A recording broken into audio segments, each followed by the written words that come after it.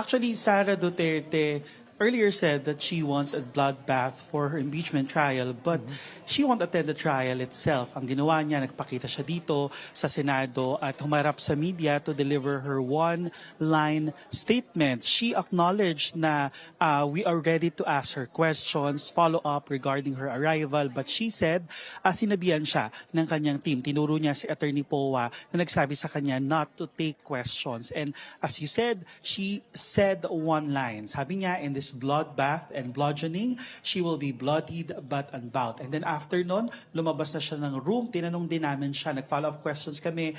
As you know, she leaves the room pero hindi na siya nagpa-unlock ng panayam. After nun, dumiretso na siya sa room ng kanyang mga defense team at nakipagpulong na sa kanila after less than 1 hour. Umalis na rin siya ng Senado. Itong tinanong natin bakit dito, bakit kailangan niya pa pumunta dito kung hindi naman siya pupunta ng trial. Ang sabi ni Attorney Michael Powa na spokesperson ng defense ay ayaw daw kasing ma-inconvenience allegedly ni Vice President Sara Duterte yung kanyang defense team. Total, nandito naman na sila, might as well pumunta na siya dito.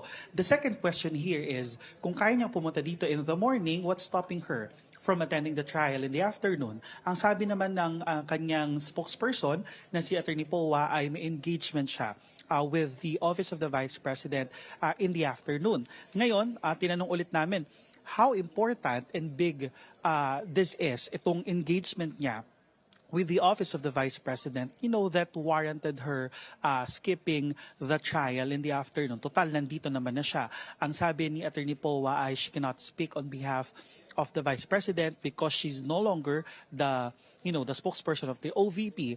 But ang sabi ni Powa ay may duties and responsibilities itong si Duterte doon sa Office of the Vice President. And besides that fact, ay sumasagot naman daw itong si Vice President Sara Duterte sa kanyang impeachment allegations through her lawyers. It's very important to note that the Vice President has never appeared during or did not appear during the clarificatory hearings of the House Committee on Justice. That is the mini trial that the House was referring to. Doon po sa trial na yon ay hinimay ng House Committee on Justice yung mga alegasyon laban kay Vice President Sara Duterte para malinis na yung mga allegations pagdating doon sa articles of impeachment na aprobahan ng House of Representatives. And that's what happened.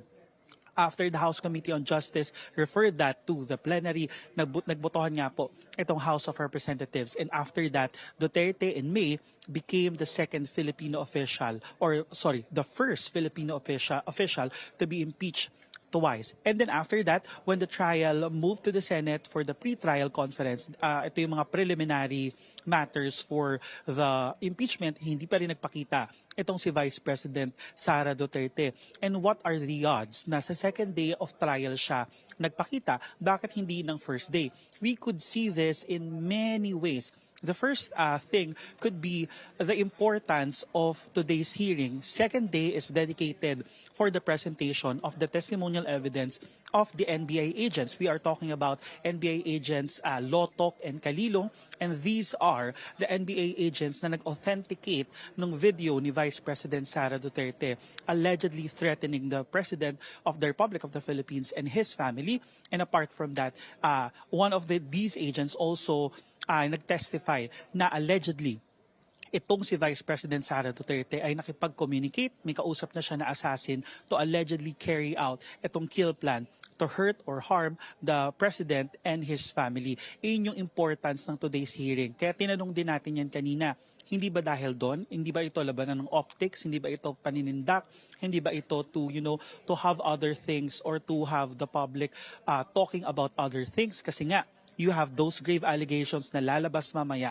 So, hindi ba ito way ni Sara Duterte to divert the attention, to divide the narrative? Ang sabi ni Powa ay hindi naman daw dahil matagal na nakaplano yung kanilang meeting, nagkataon lang na sumingit sa schedule niya itong araw na ito. But at the end of the day, the fact remains that Duterte had a time, to meet with her lawyers, but wala siyang time to attend the trial. Sabi nga ng House prosecution, there cannot be, hindi magkakaroon ng bloodbath kung nasa sidelines lang itong si Duterte at hindi siya mismo yung haharap sa trial.